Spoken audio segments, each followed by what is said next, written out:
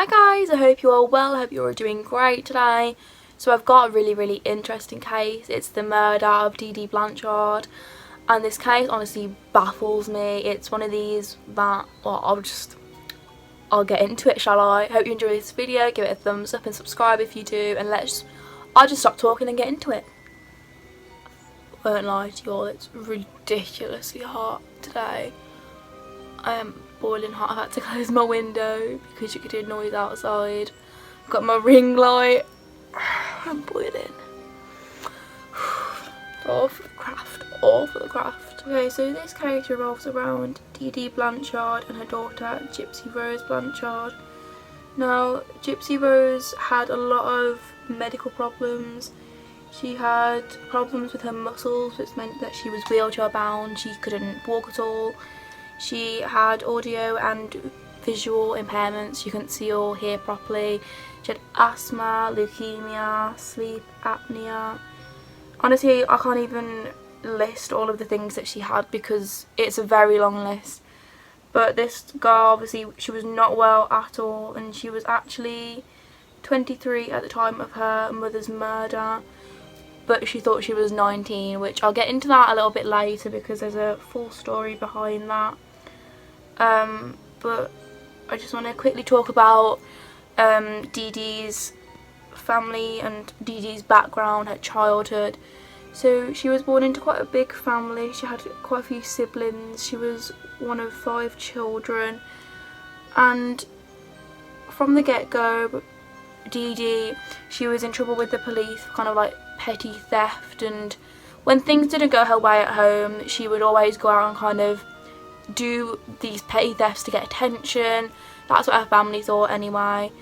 And in her later childhood and her early adulthood, her mum, she was quite old, so Deedee was taking care of her, and her mum actually died under the care of Deedee, which a lot of people think that Deedee actually killed her mother by depriving her of food and just not taking care of her properly and neglecting her. But obviously this can't really be proved or anything, like this is all just kind of speculation from the family and what people think about Deedee. So when she was 24, she met Rob Blanchard, who was 17 at the time, and very quickly she got pregnant with Gypsy, and they didn't want to have Gypsy while they weren't married because it's kind of seen as illegitimate in some religions and places in the world.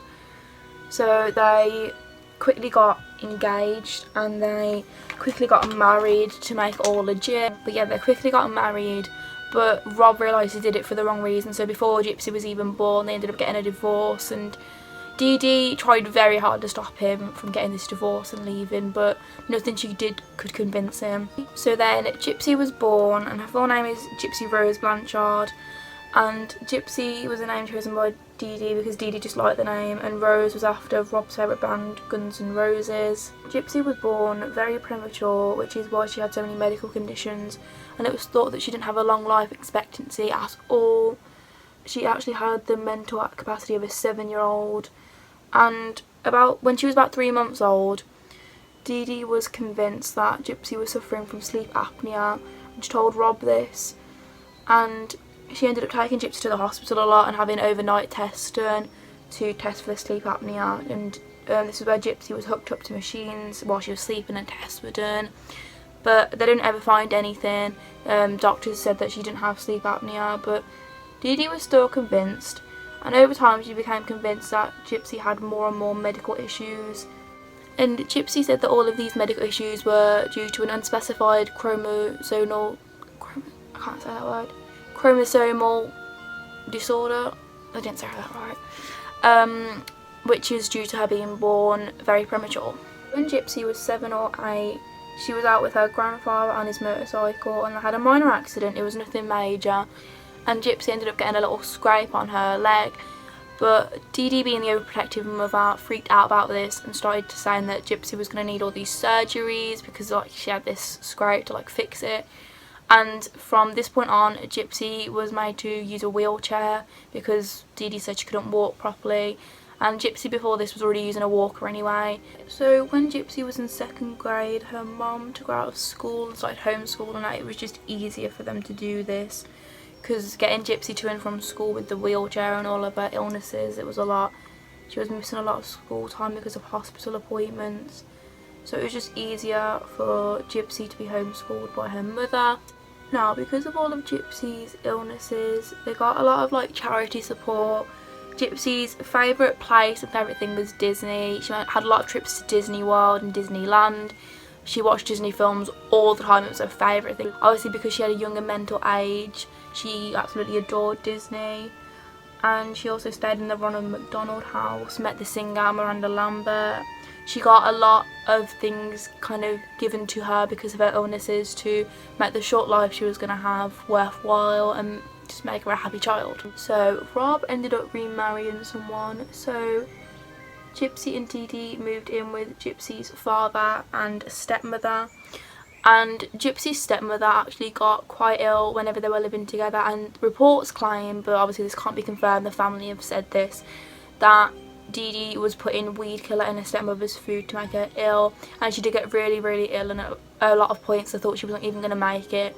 So Gypsy and Deedee left for Slidell, where they would live. So Gypsy and Deedee left, and miraculously the stepmother got better the second that Deedee left.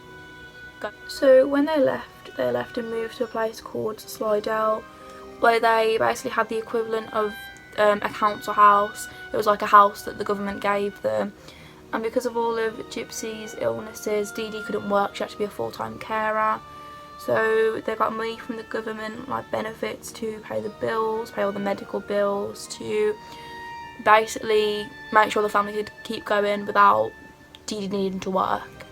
So during this time, they spent a lot of time in hospitals with appointments for all of Gypsy's medical needs, and she actually had to have quite a few different surgeries during this time, a lot of emergency room visits. Gypsy just wasn't a well child at this time. And in 2005, Hurricane Katrina hit, and it hit the area that they were living in. The house, everything was destroyed, all of their medical records, birth certificates, everything was pretty much gone. And the family had to relocate and move, and it was a very sad time because his family had been through so much already, and now they had even more heartbreak to deal with. So they went to live in an apartment which was kind of there for people with medical needs who had lost their homes during the time of Hurricane Katrina, but the media quickly picked up on them and their case, and they actually managed to raise enough money to build a specialist house for Gypsy and Deedee, which had a ramp for her wheelchairs, which even had a hot tub to help with her muscles. So the family were getting quite a lot of media support and attention at this point, and they even had like Make-A-Wish people for her leukemia to plan stuff. They had a lot of charities backing them up. And throughout all of this, Rob stayed in contact. He always paid his child support bills, which Deedee has claimed that he didn't pay them, but we know for a fact that he did. She told neighbours that they had escaped an abusive family, and that Gypsy's father was an abusive, alcoholic, like drug addict, and he just didn't understand or care for any of Gypsy's needs, which isn't true at all. It was more for sympathy than anything, to kind of add to this like heartbreaking tale for the family. So he actually planned lots of visits up there to see his daughter, but Deedee would always come up with an excuse of why she couldn't. And Rob barely even spoke to his daughter on the phone because Deedee would come up with excuses for that as well, of why he couldn't do that. So Deedee and Gypsy actually had a shared Facebook page where they spoke to people. It was kind of, you know, like when you see the pages for like kind of charities, it was sort of like one of those, like a family page. And on the 14th of June 2015, a status was posted, and this status was quite concerning, something different to what they normally posted.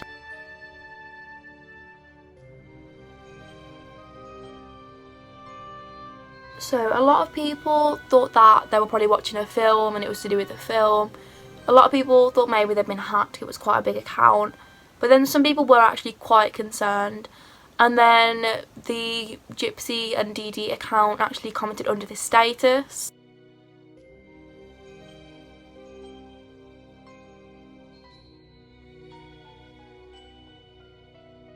Now once the second one was posted, people got really concerned and actually called 911. So the police went over to the house to check on them to make sure everything was alright, but no one answered the door. And at this point people are kind of gathered, and the van was still on the driveway and they couldn't go anywhere without it. It was specialised to fit Gypsy's wheelchairs, and they were all very concerned, but the police couldn't go in the house without a warrant to go in, a search warrant, and they had to wait for this. But while they were waiting, they allowed one of the people gathered on the lawn to go in and check the house. And when he checked the house, he couldn't go really far in, he couldn't touch anything because of DNA evidence and everything. But from what he saw that all of the wheelchairs were still there. Everything kind of looked undisturbed, just like they'd left the house, and he couldn't really see anything out of the ordinary. So he left, and then a few hours later the police got the search warrant, where they went in and there was no sign of Gypsy at all, but they actually found Deedee's body lying face down in a pool of her own blood. She had a lot of stab wounds and she was found just outside of her bedroom, and obviously people freaked out, like, because Gypsy, she was nowhere to be found, and it looked like Deedee had been dead for a few days, and people knew that she couldn't survive without any of her medication, her wheelchairs. It was just a very worrying time for the community. So a GoFundMe page was set up to raise money for Deedee's funeral, and also for Gypsy's funeral, because she didn't have a feeding tube, her medications, her wheelchair, her oxygen tank, and it was really thought that if she was alive she wouldn't be in a good place, and she was just widely speculated to be dead. So obviously the community was shocked by this, like, this cute, heartwarming family who have been through so much, and now this has happened. Like, what sort of a monster would do this to this poor family? Now obviously the police had no leads except for the Facebook post, so they tracked the IP address, and it was tracked to someone named Nicholas Gudgeon, I think that's how you say his name, and one of the neighbours called Alia Woodmansey, she was good friends with Gypsy. She kind of considered herself an older sister to Gypsy, like a big sister in a way. They were good friends. And Alia recognised this name, so she went back to her house and she printed out some screenshots that she'd taken of chats with her and Gypsy. And it basically entailed that Gypsy and Nicholas had met on a Christian dating site and they'd been talking since. And they actually considered themselves to be an item. They considered themselves to be officially dating. Now, this was in 2012 that Nicholas and Gypsy met, and Deedee had no idea because Deedee was very strict about Gypsy's internet usage, and she wasn't allowed to use it without Deedee being there. So basically Gypsy would have to, like, sneak away onto the computer. She had all these fake profiles on Facebook where she could message people like Alia and Nicholas, and her mother knew nothing about it, knew nothing about Nicholas, and only Alia really knew because they were close and they were good friends. Now Nicholas was a few years older than Gypsy, and he had some issues of his own, so he'd been arrested before for indecent exposure because he was in a McDonald's and he was watching porn in there, and he was, I don't know what word to use, messing with himself in this McDonald's watching this porn for 9 hours. Police arrested him. They actually found him with a knife as well. He had multiple personalities and he was autistic as well. And Alia honestly thought that maybe Gypsy was being used by, like, a sexual predator because she was very vulnerable in the age difference as well. And a quote from Alia about this is, "Fantasies and dreams, nothing like this will ever take place." To do with Gypsy and Nicholas running away together and eloping, because Gypsy had mentioned this once or twice. Alia didn't believe it though. Now their chats from the get-go involved lots of flirty and kind of talk about sex and BDSM stuff as well, which that was mainly Nicholas who spoke about that stuff more than Gypsy, but Gypsy went along with it because she liked Nicholas, and she basically had always been told that girls are meant to be the submissive ones while boys were dominant, so she thought this was quite normal for relationships because she didn't have any other experience. It was about almost 3 years. He had multiple personalities that were violent and scary. He thought that he was a 500-year-old vampire named Victor. Thought I was in love with the good side of him. They actually arranged for him to come up to the next state because he lived in a different state, and to come, and they would casually bump into each other in a movie theatre, and then he'd get introduced to Deedee, and then they'd kind of start dating that way to make it more natural seeming to Deedee so she wouldn't say anything. But when they actually met for the first time, apparently he looked quite different to his Facebook profile, which doesn't every guy, to be honest. And she didn't find him as attractive, found him quite creepy, but they still apparently had sex in the bathroom of this movie theatre the first time that they met. Back to the timeline of the murder now. Sorry, this is a bit jumpy, but I found this was the best way to talk about the case. So they tracked the IP address to his house in Wisconsin, and they went there and they found Gypsy and Nicholas there, and they both just surrendered. They didn't put up a fight or anything, and they were held on bails of $1 million. Now, the reason they were actually arrested, because you might be thinking, why were they arrested, is because a lot of the conversations that they'd been having actually involved them talking about killing Deedee. They've been planning this for quite a while, planning to escape, and the only way they could see to do that was if Deedee was dead. So Nicholas travelled up to Springfield where they live, and they actually had a medical appointment that day, Deedee and Gypsy did. So once that was done and Deedee was asleep in bed, Gypsy let him in and gave him a knife, and this is when he went in and he began to stab Deedee while she was sleeping. And apparently Gypsy was sitting in the bathroom at this point with her hands over her ears so she couldn't hear her mother screaming.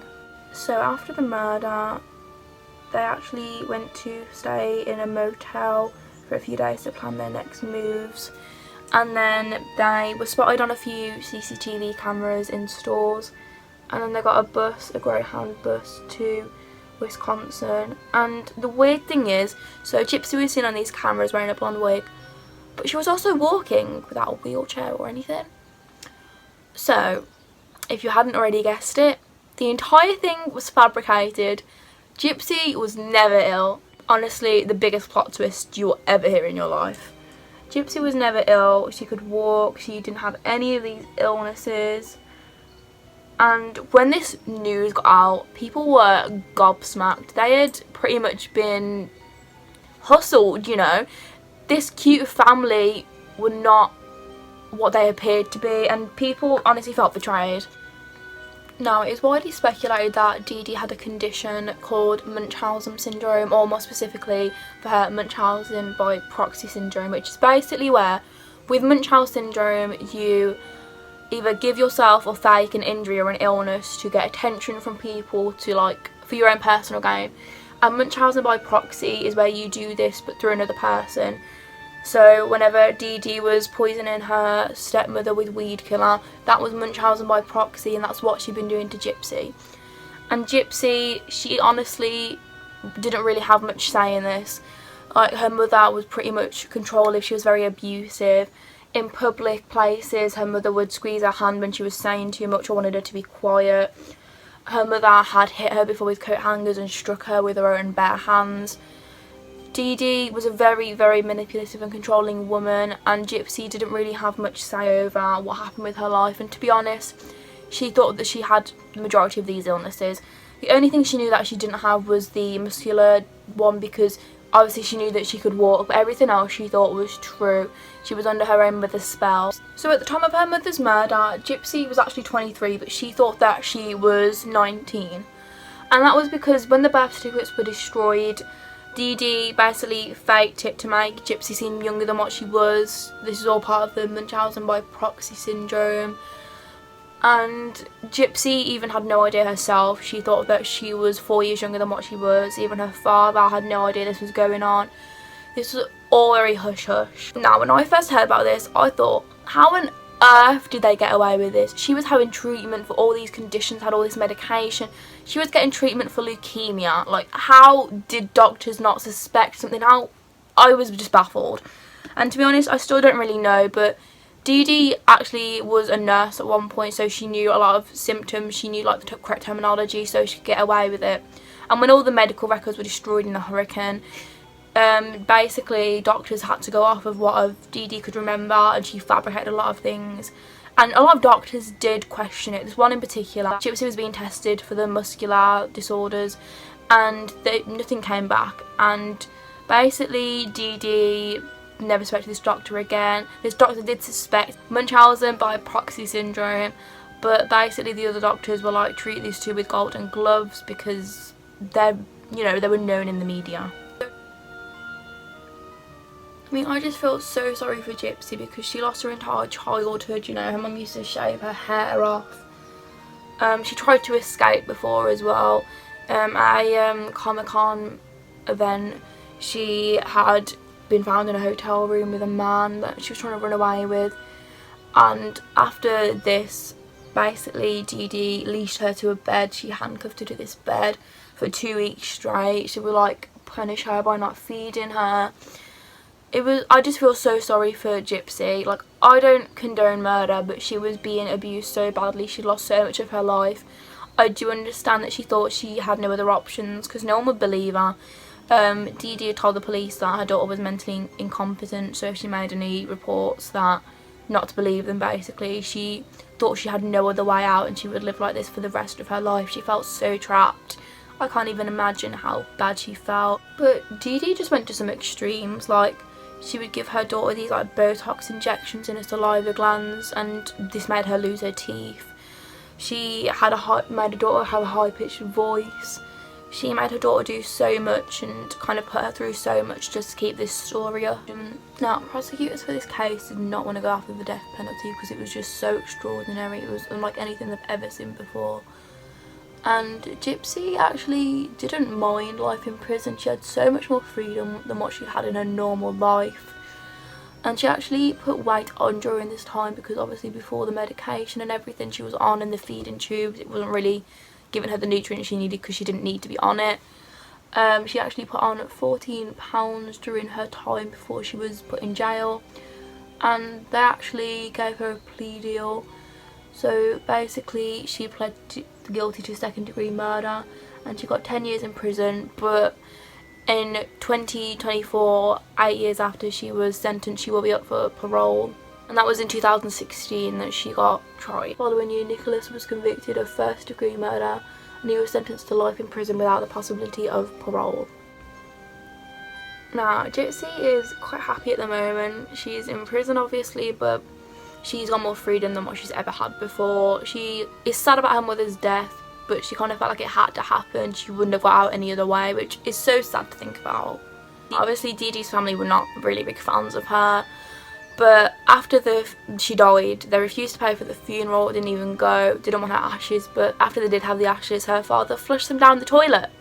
So that proves how much her family disliked her as a person. But yeah, that's the end of this case. I hope you enjoyed this video. This is an absolute crazy case. Like, it sounds like a movie plot. It doesn't sound real. It baffles me how she got away with this. But I mean, we'll never really know the full extent, I guess, because we only have Gypsy's side of the story. We don't have Deedee's. But yeah, I hope you enjoyed this video. Give it a thumbs up. Drop some case suggestions down below. I've got a lot of cases I want to cover. But if you've got any specific ones, just let me know. And yeah, I hope you enjoyed this video and I'll see you in the next one. Bye!